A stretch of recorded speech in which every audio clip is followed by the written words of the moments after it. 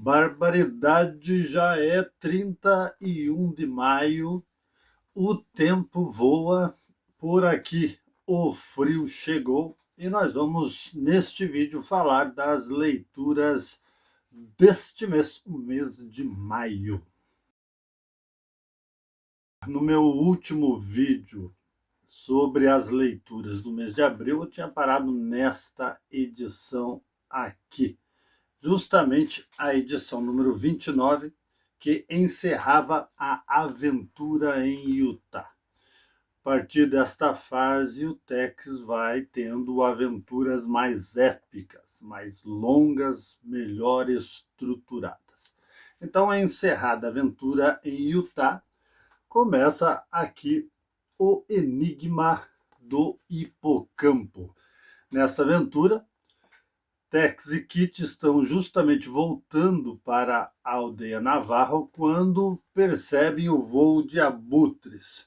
Chegando, eles veem um Ranger, e naquela época os Rangers eram representados com o uniforme do exército americano, coisa que historicamente não aconteceu, mas eles encontram um Ranger abatido a tiros, ferido, e um bandido a alguns metros de distância, morto por este Ranger. Então houve um confronto e ambos se feriram. Em posse do Ranger está uma carta de Kit Carson pedindo para que Tex vá imediatamente a Santa Fé. Um novo chefe do comando dos Rangers, de nome James Rovendal, começa a trabalhar no novo caso e faz pressão sobre Carson, que é major dos Rangers. Então Carson chama Tex. O Ranger ferido é levado para a aldeia Navajo e Tex e Kit Wheeler partem rumo a Santa Fé. Quando eles fazem uma parada em San Isidoro, eles são abordados por encapuzados, chamados de vigilantes, que acusam Tex de roubar um cavalo, mas é um pretexto para eliminá-los. Então, neste momento, surge uma dúvida, um mistério no ar.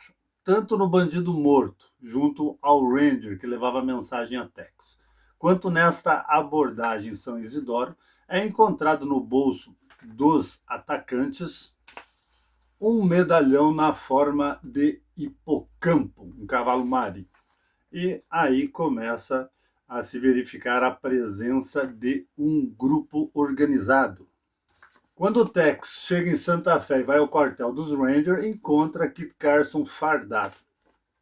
E é somente nessa aventura que nós temos um Kit Carson fardado. São chamados ao gabinete do novo chefe dos Rangers, o Sr. Rovendal. Ele faz menção de que o antigo chefe, Marshall, tinha Tex em alta conta e confia-lhe então esta missão.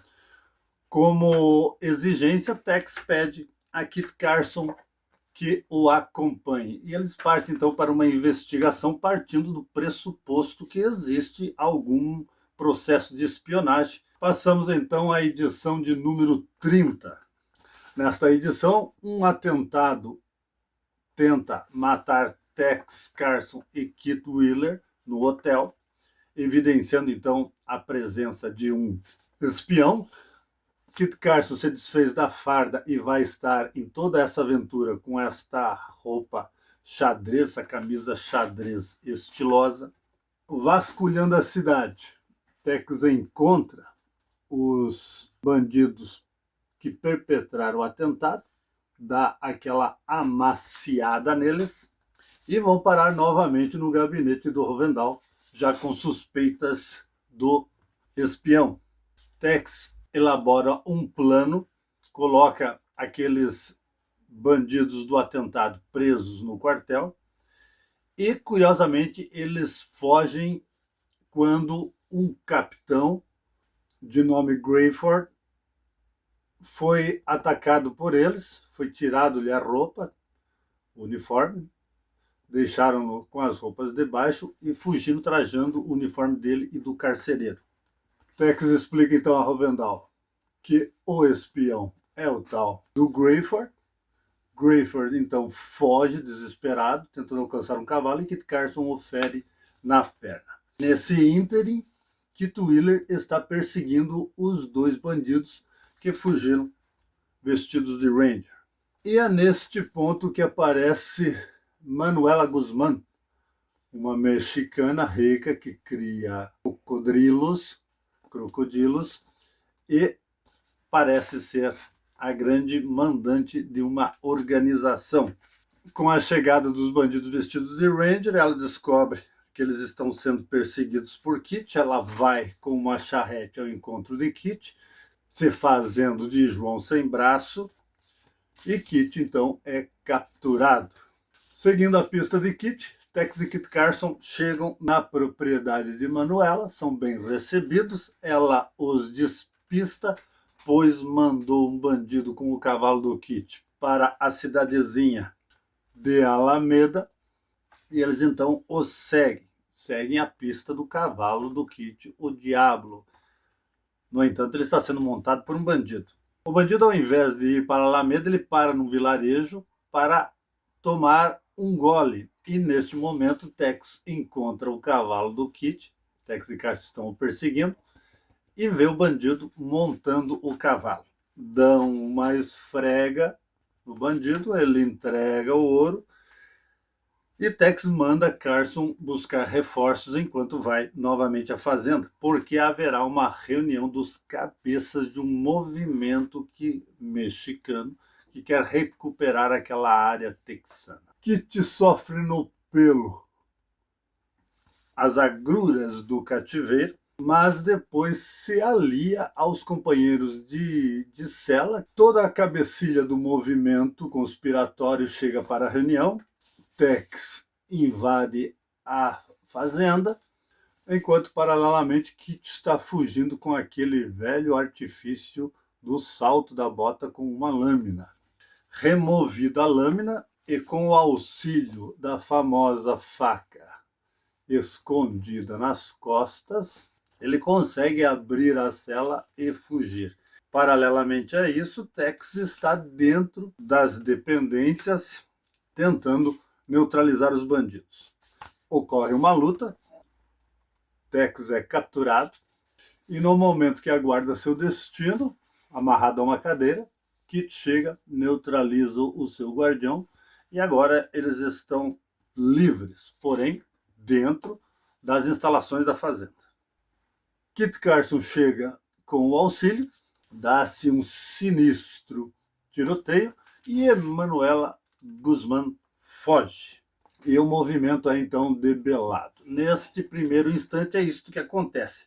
Encerrada esta primeira parte, o Sr. Rovendal confia a eles a captura de Manuela Guzmán para que ela não reinicie o movimento.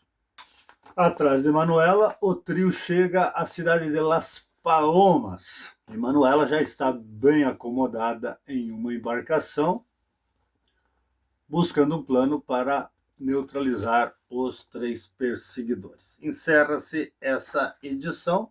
Iniciamos então a edição de número 31. Através de um plano, Emanuela atraiu os três partes para a embarcação para que eles tentassem a capturá-la. No entanto, eles encontram o alojamento da embarcação vazio e são fechados lá dentro. Manuela manda incendiar a embarcação e foge. Depois de muitos sofrerem dentro da embarcação, com o risco de serem queimados, eles conseguem, com a pólvora dos cartuchos, abrir um buraco no casco e fugir.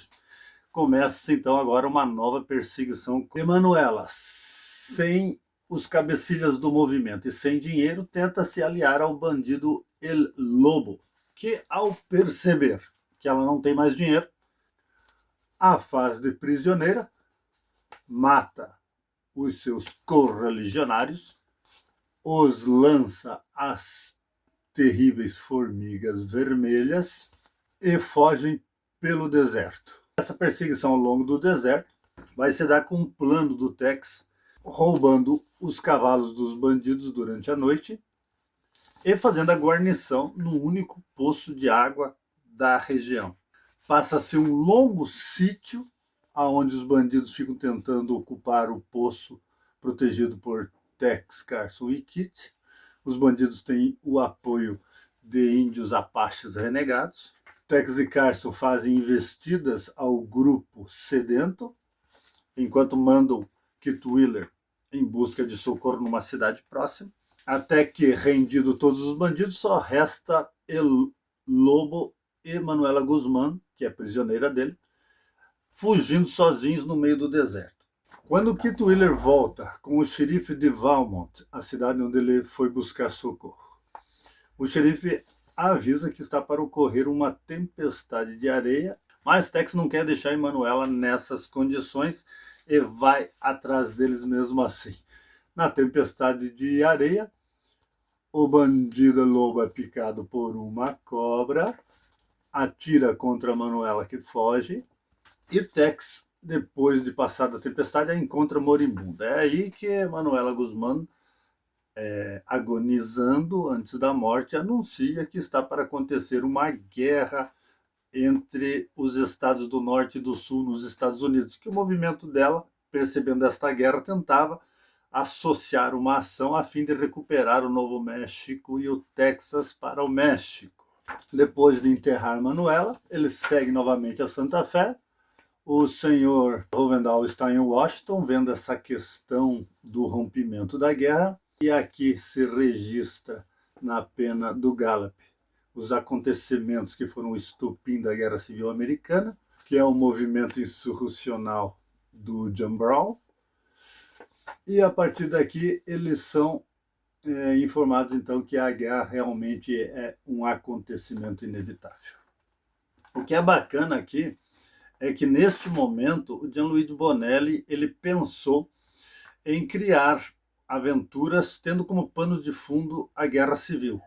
Só que lá no futuro ele vai escrever as belas histórias Entre Duas Bandeiras, que são 3 arcos, no mensal, publicado aqui no Brasil, em que Tex está solteiro e se envolve então diretamente com a guerra.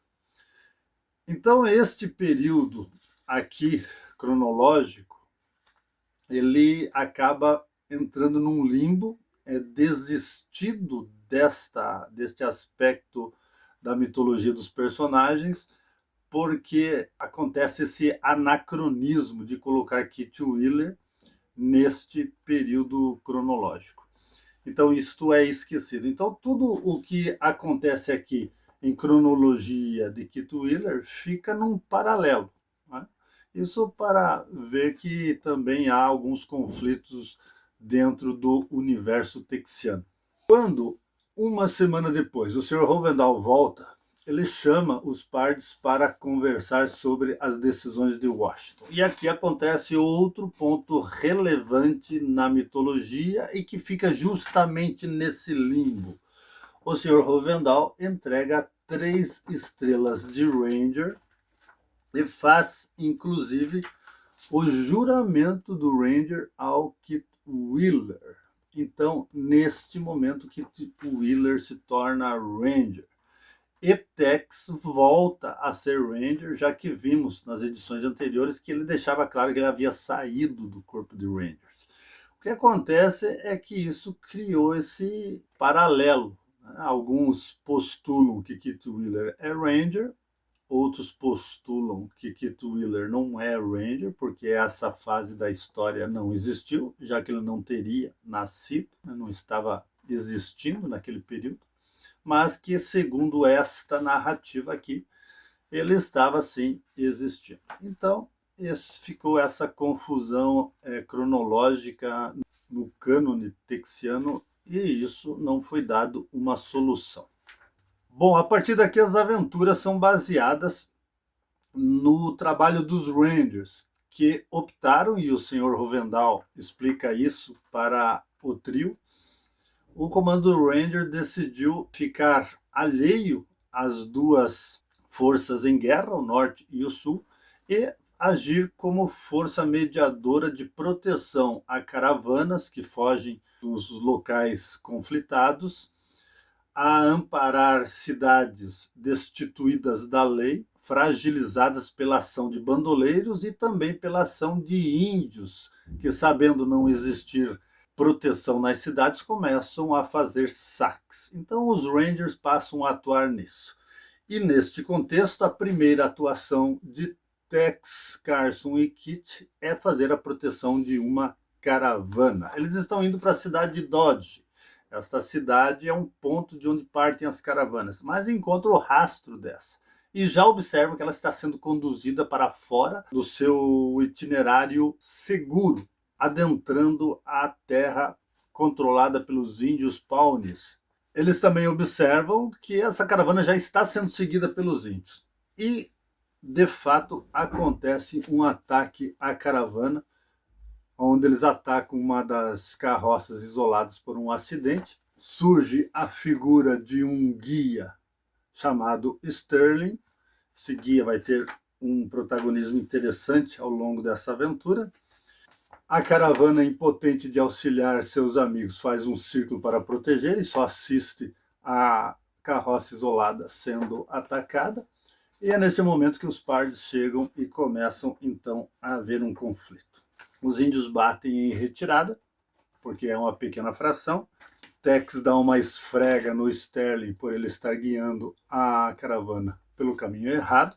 Fica para guiar a caravana. O Sterling se faz de arrependido, se propõe a seguir junto com eles para fazer uma vistoria durante a noite ao redor do ponto onde está a caravana, para ver aonde se encontram os índios. E nesse momento agride o Kit Carson, porque os índios são cúmplices com ele de um plano de saque de caravanas. Então nós vamos saber que Sterling é também chamado de Lobo Branco. Então encerra-se essa aventura e passamos ao número 32. Na continuidade, Sterling foge porque Tex lhe dá um tiro que lhe pega de raspão o rosto. Ele cai, Tex acha que ele morreu, recupera Kit Carson, que ainda está desmaiado, e Sterling, o Lobo Branco, vai conversar com o chefe Pawnee, o índio Lince Vermelho, que também vai ter um protagonismo nessa aventura. O que acontece a partir daí é um ataque noturno à caravana, que é repelido, e a partir daí os pardes tentam protegê-la, levando-a em segurança. Porém, sinais de fumaça anunciam que novos índios estão chegando em reforço aos Pawnees.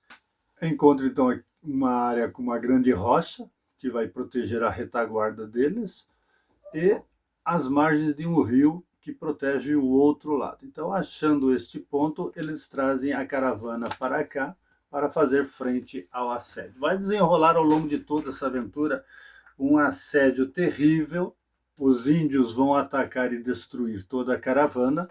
Os remanescentes da caravana vão se refugiar em cima da pedra, então dando origem ao cerne dessa aventura.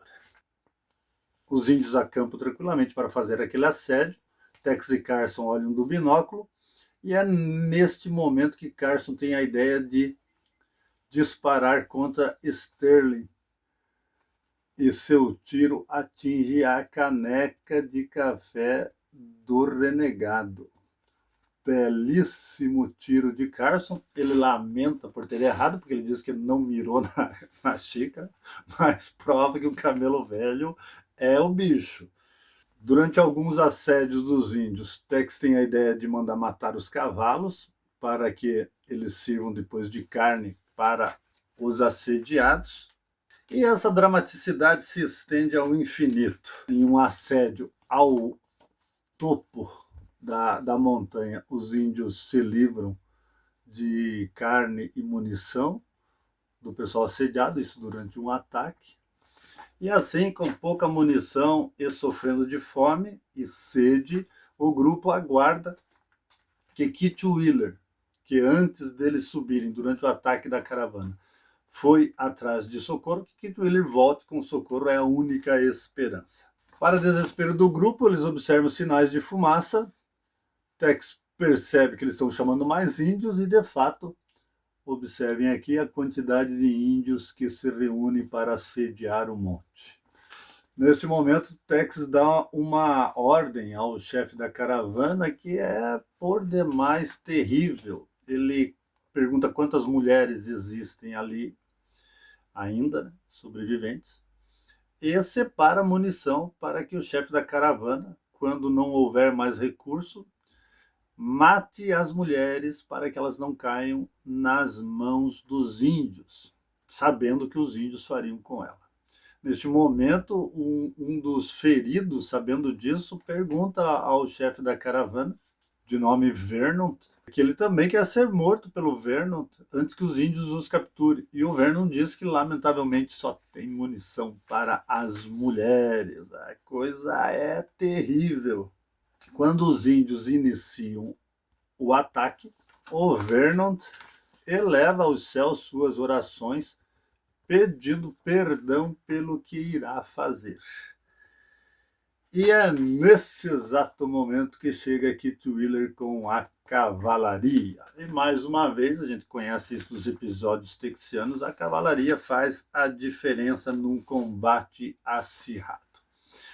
Porém, Sterling não está mais com o grupo. Sterling foi para a cidade de Dodge para trazer mais caravanas para as garras dos Pawnees. Eles têm um prisioneiro vivo e Tex então bola um novo plano.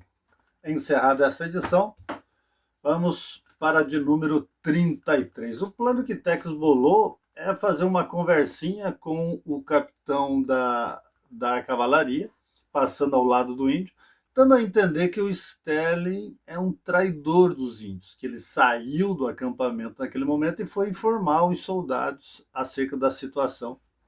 E foi por isso que os soldados estavam ali. O índio engole isso. Depois disso, Tex liberta esse índio e ele vai levar essa informação para os Pawnees. Tex então leva a caravana à cidade de Satanta e depois parte para Dodge City. A finalidade lá é saber quem que está envolvido na organização das caravanas para entregar aos índios. Chegando, já temos um tiroteio no salão, porque Sterling é encontrado lá, Sterling foge e nós sabemos que os grandes vilões em Dodge City é o banqueiro Walter Pendleton e o dono do empório, o Sr. Boulder.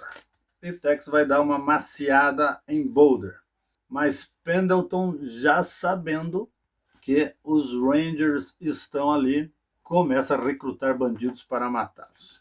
O que nós temos vai ser um grande tiroteio nesse empório. A quadrilha é desbaratada, mas não se encontra Sterling entre eles.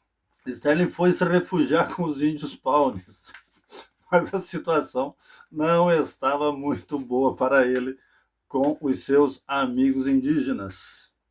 Bom, eu não vou contar o fim do Sterling, mas vocês saberão. Bom, agora Kit Carson, Tex e Kit Wheeler vão para Denver. No caminho, param no Forte Morgan, falam com um antigo amigo, que agora é capitão e comandante do forte, e ele pede ajuda para uma série de sabotagens numa empresa ferroviária que está guarnecida por um pelotão de cavalaria, mas que não consegue parar os atos de sabotagem. Esse tronco ferroviário fica entre as cidadezinhas de Bush e Union City, cidades mineiras. Os pares então topam desvendar mais este pepino e se reúnem antes de ir para as cidadezinhas. Eles se dividem. Tex vai para Brush e Kit e Carson vão para a cidade de Union City. Eles resolvem trabalhar no anonimato e daí mudam os seus nomes. Kit Wheeler passa ao óbvio codinome Kit Miller. Kit Carson passa a se chamar Kansas Bill e, impressionantemente, Tex assume o nome de Jack Tigre. Olha que coisa interessante. Tex é contratado, então, como vigilante da ferrovia. Ele já faz suas investigações, já acaba descobrindo que o problema está entre os próprios funcionários da ferrovia.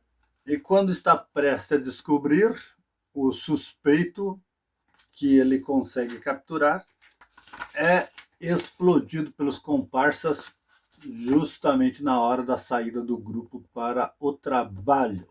Encerra-se essa edição.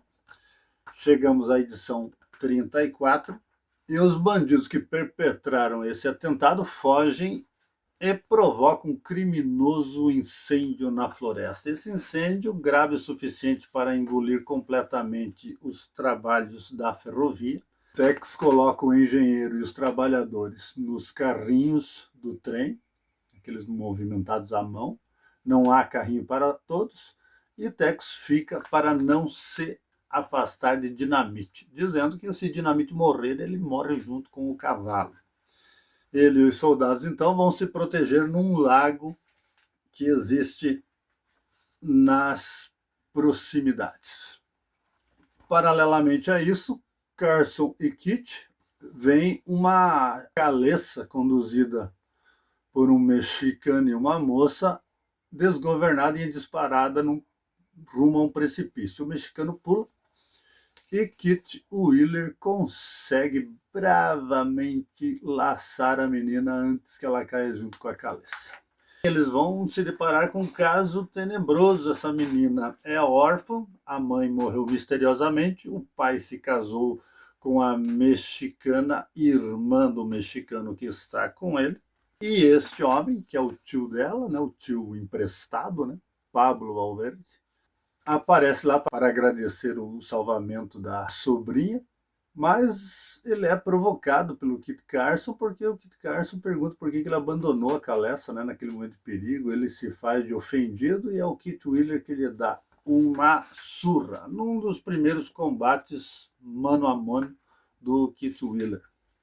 A menina teme pela sua vida e surge então mais um caso paralelo a esse, pois o pai da menina, que casou com a irmã desse mexicano, a Rosita Valverde, e há suspeita que os mexicanos tenham envolvimento na morte da mãe.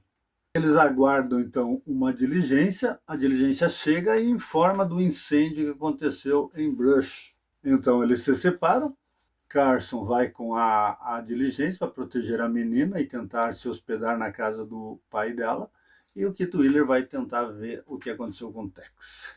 Na casa do chefe das minas, que depende da ferrovia, para transportar o minério. Carson é bem recebido, os mexicanos começam a tecer seus planos, revelam que eles desejam tomar posse das minas do pai. Parece haver algo maior por trás de tudo isso. E Kit encontra a floresta queimada e vai buscar notícias do seu pai. E descobre as pistas do grupo que fugiu do lago, onde está Tex Wheeler. Faz os seus sinal de coiote. Tex vai verificar, né, dizendo que vai dar um tiro nesse coiote, mas na verdade ele vai conversar com Kit Wheeler e lá eles atualizam a situação. Kit Wheeler volta para Union City, também é recebido na casa do dono das minas e em uma conversa isolada, o Pablo Valverde vai ouvir e descobrir que eles são Rangers. Quando a empresa diz para continuar com o ramal da ferrovia para o engenheiro, isso gera uma grande confusão, porque há uma série de bandidos dispostos a impedir isso. Tex tem agora o auxílio do xerife de Brush, que acaba descobrindo que Tex é Ranger. Isso vai parar então com um dos poderosos da cidade, que é o Sr. Osborn. O Sr. Osborn então está por trás destes atentados e imediatamente manda seus pistoleiros silenciarem Tex Wheeler. Tex manda um bilhete para Kit Carson, assinado Jack Tigre. Kit Carson deixa Kit e parte para Brush, porque Tex avisa que o bicho vai pegar por lá. Assim que Carson chega, livra o Tex de uma grande enrascada. Vamos para a edição 35. Os dois amigos fazem então um ataque as propriedades de Osborne, incendiando tudo. A consequência disso vai ser uma luta acirrada nas propriedades do próprio Osborne e o levantamento de provas contra Osborne. E neste momento, Kit Wheeler traz uma grande novidade. A esposa, dono das minas, não morreu. Antes está com amnésia, protegida por um grupo indígena em subterrâneos, aonde ela foi jogada. Ela foi jogada num buraco na mina que caía no rio subterrâneo. Tex então banca o psicólogo, submete a mulher ao mesmo trauma em que ela perdeu a memória e ela relembra dos eventos depois que sai desta nova tensão. É o Tex psicólogo aí atuando com eficiência. Eles então bolam um plano para levá-la até a casa do engenheiro e desmascarar os mexicanos. O desenrolar disso deixo para vocês. E a partir daí, os 3 Rangers se deslocam para a cidade de Kansas, onde encontram uma grossa nuvem de fumaça, indicando um povoado assediado e atacado pelos índios. E aqui então tem início mais um grande épico. Enterrando os mortos do povoado, eles seguem as pegadas indígenas e acabam encontrando aonde os cadáveres dos índios foram depositados. Encontram os corpos, identificam que entre eles há renegados e os seguem para tentar salvar as mulheres que foram capturadas. Encontram a aldeia num cânion. Quem está por trás disso são os índios Pawnees e um bandido renegado chamado Jim Vernon. Tex realiza um plano para espantar os cavalos, enquanto Carson e Kit fazem proteção do alto da montanha. Kit Carson manda Kit Wheeler cuidar dos cavalos deles, para onde Tex vai levar as prisioneiras. E ele próprio bola um plano um tanto quanto complicado. Ele se veste de índio e veste o índio prisioneiro, que era um dos sentinelas, com as roupas dele. E ele chega no acampamento como se fosse um índio trazendo um prisioneiro, surpreendendo os bandidos. Tex, que volta do extravio dos cavalos, acaba se juntando a ele e eles então imobilizam, prendem os bandidos e libertam as mulheres. Aqui acontece uma cena muito curiosa.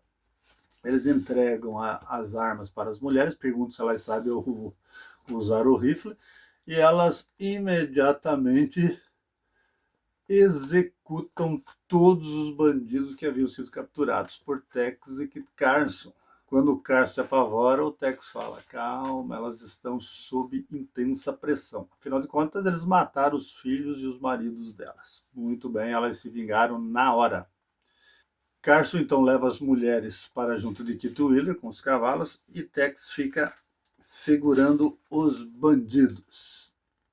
Tiroteio para cá, tiroteio para lá. Encerra-se essa edição para começarmos a continuação no Tex 36. Em fuga, os 3 Rangers, levando as prisioneiras junto nos cavalos, são perseguidas pelos bandidos e acabam se refugiando em uma montanha para fazer frente ao assédio. Nesta montanha há alguns garimpeiros que passam a ajudá-los, até que um pelotão de cavalaria que passa por ali vem em socorro dos assediados, pondo os índios para fugir. O pelotão é muito pequeno, mas eles usam uma estratégia indígena. Eles amarram cactos com os laços e arrastam junto aos cavalos, fazendo uma grande poeira, dando a impressão de ser um grande efetivo. Impressionam os índios e os renegados e eles fogem, mas eles voltarão. Tex, então, junto aos Rangers e ao pelotão de cavalaria, chegam a Pine Bluff. E é aqui que vai se desenrolar a continuidade desta aventura. O que está na panela é um grande complô entre poderosos que se beneficiam do saque dos índios aos vilarejos desprotegidos. E não só nesta cidade de Pine Bluff, também em cidades vizinhas. Então tem todo o desenrolar desta aventura. Tem um grupo de militares do Exército do Sul infiltrados e tentando combater esses bandidos. Existe um bandido com um grande protagonismo nessa aventura, cujo nome é Hakan, John Hakan, e ele faz frente aos Rangers, a esse grupo de espiões do Exército do Sul. Tex deixa claro que não quer trabalhar com os exércitos, nem do Sul nem do Norte, mas que vai ajudá-los a combater os bandidos por serem bandidos. Durante um assédio ao hotel em que os Rangers estão conversando com esses militares do Exército do Sul, assediado pelo grupo de Hakan, Carson e Kit fogem para as imediações da cidade e Tex procura refúgio no hotel.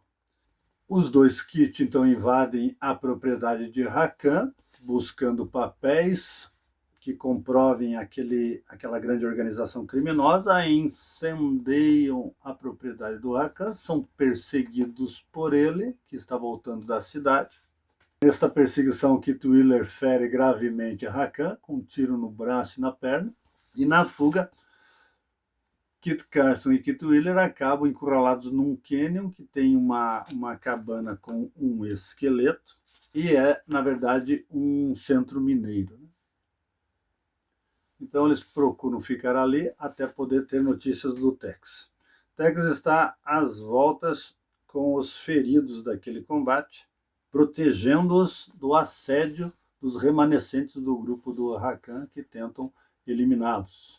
Tendo feito um prisioneiro, Tex extrai dele a informação das pessoas de Pine Bluff que estão envolvidos com essa corja de marginais, pega todos os nomes, acorda o xerife, graciosamente, com um tiro na janela, e prende este bandido e vai, então, passar por um processo de limpeza da cidade. Literalmente, ele vai batendo nas portas e pondo o povo para fora.